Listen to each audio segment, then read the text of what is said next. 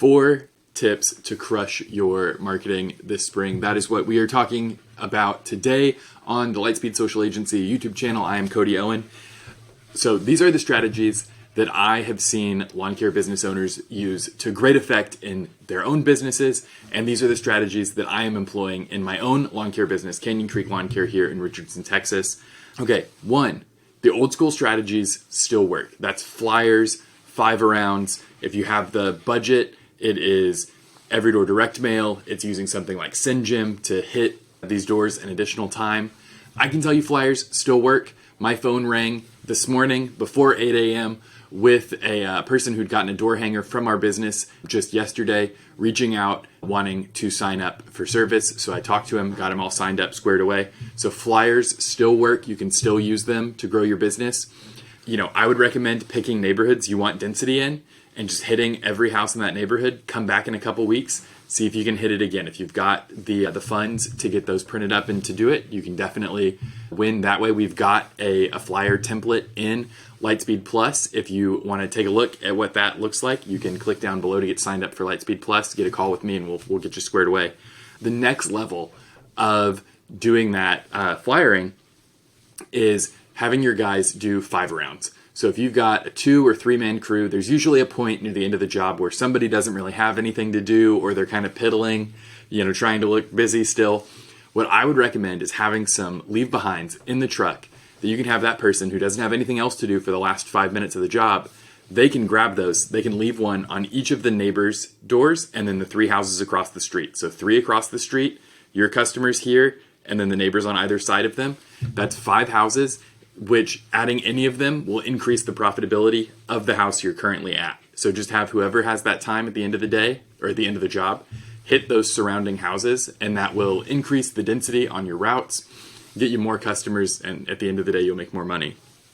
Okay, and then those stretch goals, every door direct mail, hey, it's a little expensive, but if you are kind of tapping out, you're already doing consistent flyering, you're already doing your 5-arounds, it might be worth it to do a couple rounds of EDDM in places where you want that broader reach.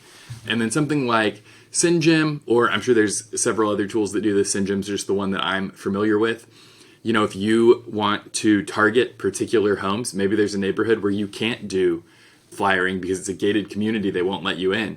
You can mail a personalized postcard to each of the houses in that neighborhood. So that's one to think about when you're going after something really specific, like a really high-end neighborhood that you really want to be in.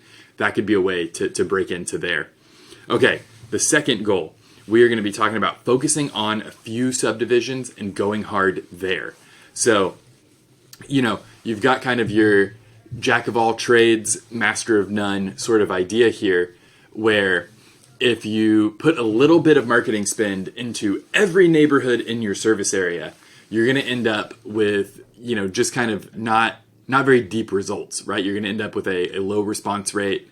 Whereas if you take all that money you would have spent hitting every subdivision that you have a house in, and you just focus on a handful, 3, 4, 5 in your area where you want to go deep, that opens up whole other marketing strategies to you.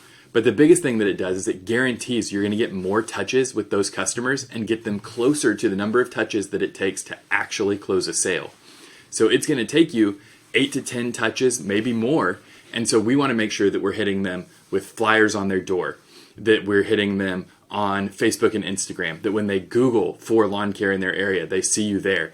Make sure you're covering multiple channels and going deep in just a few places rather than broad everywhere. Third tip, set a realistic goal and budget for your marketing for this year.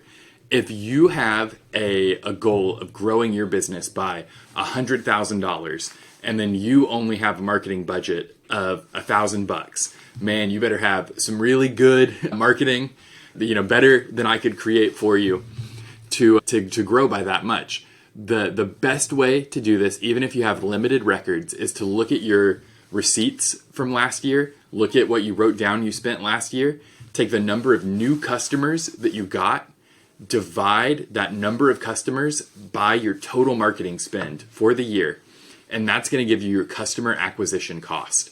Now, this is going to be really indicative of how things work in your business as you scale. Now, you'll become a better marketer. You'll, maybe if you're using the Lightspeed Plus creative that I've been making for people, you will see your cost go down over time. But I want you to work with what you know now. If nothing changed in the business, it cost me $75 per customer, $100 per customer, $300 per customer, whatever it looks like in your area. Some places are more competitive. Some places have depressed ad costs. Whatever it looks like in your business, then you can build your budget and you can know that it's reasonable, right? If it costs you let's say $100, we have a nice round number, $100 to bring on a new customer, and they have a lifetime value or a seasonal value. Let's say seasonal because we want to do an annual goal here. They have an annual value to you of $2,000. You want to add $30,000 to the business. That means that you need 15 new customers. We're using totally pulled out of my butt numbers here so that we can just have an example. 15 customers at $100 each means you need to spend $1,500 on your marketing budget to hit your goal. You give yourself a little bit more money to have some wiggle room. That's great. But do you see how none of that was built out of what I felt, right? I was like, is this goal reasonable? It cost us this much last year to get a new customer. Let's multiply that cost by the number of customers to hit this goal. Is 15 attainable? Is 15 too small? Then we evaluate it based on our intuition, right? Because you have experience in the industry. You know what things should cost, how they look. So make sure that you are setting your budget in a way that is reasonable and it is aligned with your goals. You want to have reasonable, attainable goals. You want to have a reasonable budget that is tied to those goals so that you're basing things on data and not your feelings, right? Okay, the fourth thing here is don't take your foot off the gas pedal. Now, this is something that I heard for years from, when I worked for Jonathan Potoshnik over at Lawn Care Millionaire and Service Autopilot. And we talked about this all the time, that so many lawn care businesses, they want to advertise just in March, April, May, and then they don't want to think about marketing again until the following March. And that is poison for perpetually growing your business. If you want to increase profits, you need to be thinking about marketing all year round. So one of the most important things that I could tell you about how to crush your spring marketing is to not stop. Don't just think about spring marketing. Think about then in the summer, what are the upsells that we need to be preparing for the rest of the summer, for the fall? Do our customers, our regular maintenance customers, do they know about every other service that we provide? So you need to make sure that they know that you provide weed control and fertilization treatments. Every time that there is an onboarding opportunity for people who have not opted in, there needs to be an email out to them. There needs to be a text message out to them. You can talk to your customers a lot before you're too annoying. So don't worry about that. Worry about complaints when they start to come, right? So don't take your foot off the gas pedal. Continue marketing, especially the fall is your second spring. That is your opportunity to get people on board for cleanups. It is your other onboarding opportunity for weed control and fertilization. It is time to start thinking about Christmas lights. So everything that is in your business needs to work toward continuing to move the needle. And that's going to look like continually marketing. Now, that doesn't mean that your marketing spend needs to stay the same 12 months out of the year. That's stupid. Strike while the iron is hot in the spring. That is where the bulk of your ad money is going to be spent every year. That said, that does not mean do not spend anything else the rest of the year.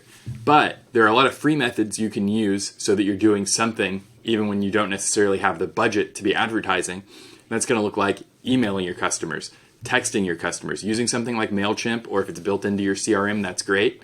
But yeah, so just wanted to give you those 4 strategies, tell you the old school techniques still work. Focus on a few subdivisions and go deep rather than a bunch going, really wide and shallow. Set realistic goals and a realistic budget. Those things are connected together. And 4, don't take your foot off the gas. Continue marketing, continue growing your business through the summer, into the fall. Make sure that when people think about lawn care in your service area, in those few subdivisions where you're going really deep, you should be top of mind the moment that they consider hiring someone to do something in their lawn. Thank you so much for watching. Make sure that if you learned something, like this video. If you're going to keep your foot on the gas pedal and grow your business, make sure to give us a like. Tell me your favorite marketing tip for the spring down below in the comments, and make sure that you're subscribed. I'll see you next week.